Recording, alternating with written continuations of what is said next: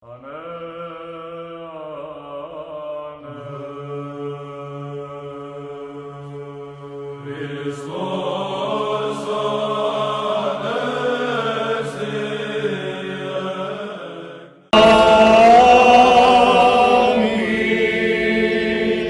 praznik, braćo i sestre, Vaznesenja Gospodnjega na nebesa, kada se desio ovaj čudesni događaj, zadivljenim prisutnim apostolima i drugim anđeo je rekao: o muževi judejski, zašto stojite i čudite se i gledate, šta gledate? I najavio i ponovni susret sa Gospodom. Oni su to u tom trenutku bukvalno shvatili i očekivali ponovne susrete, jer posle vaskrsenja oni su imali susreta sa Gospodom kada ih je on utvrđivao u svoje vaskrsenje i u propovijed života vječnoga. Svaka sveta liturgija, kao i ova današnja, braćo i sestre, jeste upravo taj susret sa Gospodom, kada mi svoj i svoja srca uznosimo ka Gospodu. To je naše vaznesenje ka Gospodu na koje nas priziva svaka sveta liturgija. Zato je tako lijep i blagosloven ovaj dan i praznik u ovoj svetinji posvećenoj domu Spasovome, koja je dom Spasov, kao i mnoge druge svetinje, kako smo čuli prije u besjedi od visokih dečana i mnogih Svete Mileševe i mnogih drugih svetinja o kojima smo čuli. Neka je srećan i blagosloven ovaj praznik ovdje svima koji volite ovaj hram i molite se u njemu, svešteničkom bratstvu, ocu Nikoli, da slavimo praznik Vaznesenja Gospodnjeg i da srca naša i umovi naši uvijek budu usmjereni i da se uvijek uznosimo ka Bogu našemu, kao što kaže zapovijest Gospodnja, da uvijek ištemo carstva nebeskoga i pravde njegove, a ostalo će nam se pridodati. Neka ste blagosloveni i neka da Bog da s ove službe svi svojim domovima ponesemo mir, blagodat i radost u Hristu, koji se vaznio, završavajući time, privodeći kraju onaj domostroj spasenja, onako kako ga mi praznično i hronološki posmatramo, a naravno taj domostroj se nikada ne završava, nego svi mi živimo u tome domostroju i grijademo ka Bogu našemu i učestvujemo u spasenju našem. Amin. Bože daj zdravlje i na spasenje svima. Amin. Časni oci, draga braćo i sestre, dragi kumovi ovogodišnje slave, prije svega da se zahvalim svim braći sveštenicima koji su jutros došli da zajedno proslavimo ovaj praznik divni Vaznesenja Gospodnjega i slavu ovoga svetoga hrama, a u isto vrijeme da se podsjetimo šta je ovaj hram značio i šta znači u duhovnom životu i preporodu crkve, naročito ovdje u našem glavnom gradu. Ovaj praznik Vaznesenja Hristovo, kako reče otac Pavle, nas uvijek podsjeća na rastanke. Tako i ovaj hram je jedno vrijeme posle njegove gradnje i posle Drugog svjetskog rata, čini se, rastao sa onima koji bi trebali da u njemu služe i da se u njemu sabiraju, i bio zapušten do te mjere da je tamo 50. i 60. godina čak neko od sveštenika tražio, gledajući svu grozotu u stanju u kome se ovaj hram nalazi, da bi bolje bilo i časnije da se sruši nego da se dozvoli da tako on obitava u tom trošnom i urušenom stanu. Ali eto, taj privremeni rastanak opet je doveo do jednog novog sastanka krajem 80. godina i naročito početkom 90. godina, i ponovo je ovo mjesto postalo mjesto blagodati Božje, mjesto prisustva Božjega, mjesto gdje su se ljudi po prvi put susreli sa službom Božjom, sa svetim tajnama, sa krštenjem, sa ispovješću, susreli sa Bogom.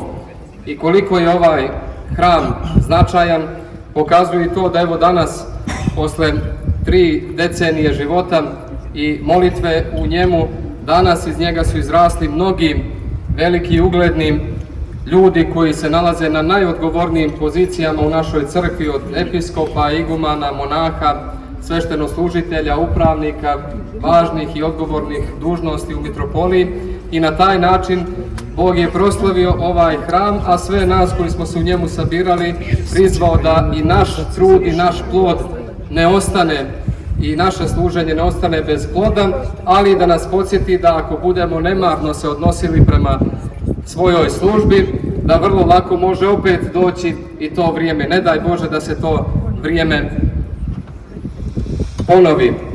Ovdje svakako najveća obnova ovoga hrama, kao što to znate, pripada u naše novije vrijeme našem ocu Draganu, koji je i uradio najveći dio te obnove, a na nama je sada polako ovo što je urađeno da to održavamo i da nikad ne zaboravljamo, jer iz ovog hrama izrastao i hram Hristovog vaskrsenja, ali se mi nekako uvijek vraćamo ovome hramu kao kad dijete koje odraste, školuje se i ode u svijet i vidi nešto mnogo veće, uzvišenije, ljepše, uvijek mu je najslađe i najljepše da se vrati u onaj dom gdje se prvi put susreo sa očinskom i majčinskom ljubavlju. Tako sam ja jutros doživio i ovu službu i ovaj sabor i svih ovih dana kad smo malo odlučili bratija da malo obnovi ovaj hram, da ga ukrasi, da ga uljepšamo, da ga okrećimo, da ga dotjeramo, i on je odmah tom blagodaću Božjom jutros uzvratit će, ako Bog da.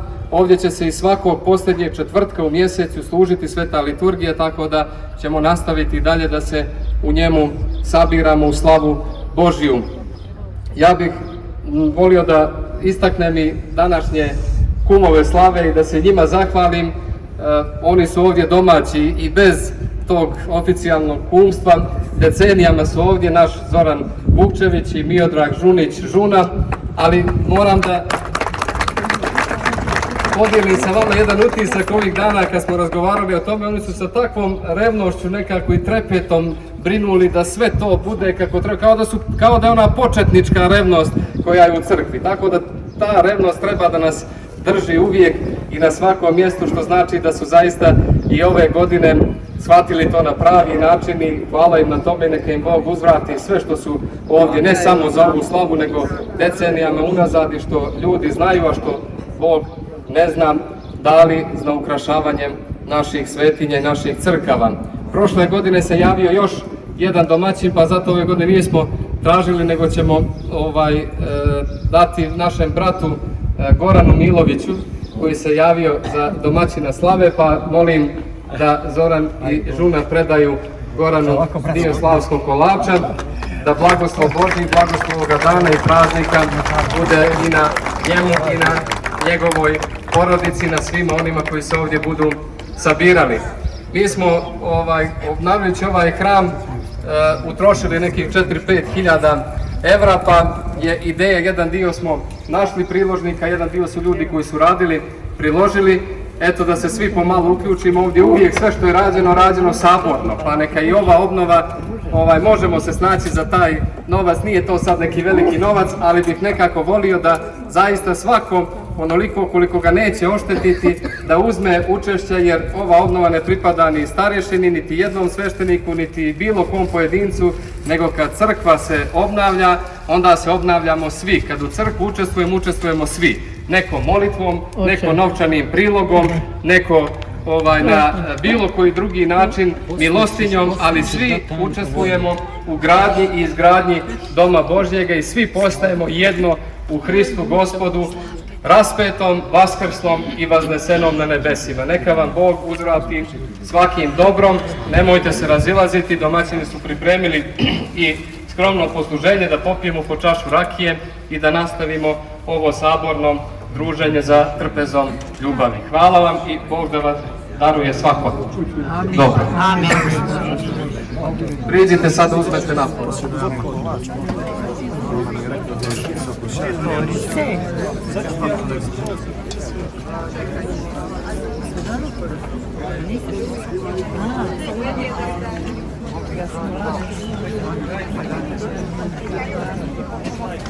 Dajte samo malo prostora.